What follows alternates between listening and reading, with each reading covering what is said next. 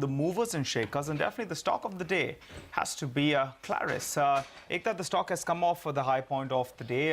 For some commentary that came in that con call, take us through those details.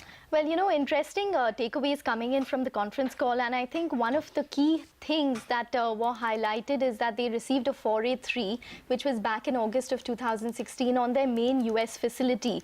Now, the assumption was that Baxter has obviously gone through the 483, which they have. They've gone through the documents and the 483, but this fear on the street is that one of the thresholds for the deal. So that means that one of the risks for the deal possibly being called off in the next 4 to 6 months is if in case it escalates to an import alert. Remember that they had received 5 observations from this particular observation or this audit that had taken place from the US FDA. So I think the street is fearing that they have lack of clarity on what is going to happen in the next 4 to 6 months when it comes to this particular 483. Whether it escalates to a warning letter, that should be okay. But if it escalates to an import alert, then maybe the deal could possibly be put on the back burner, or there could be some amount of review that could take place. So that is one of the thresholds or the material events which could be a risk in the next 4 to 6 months in terms of closure of the deal. That's the reason why you're seeing the stock up only around 5%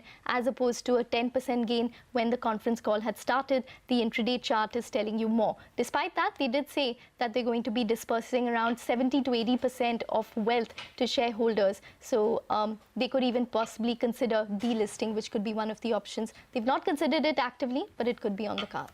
One reason, of course, could be, if you just see 1 year chart.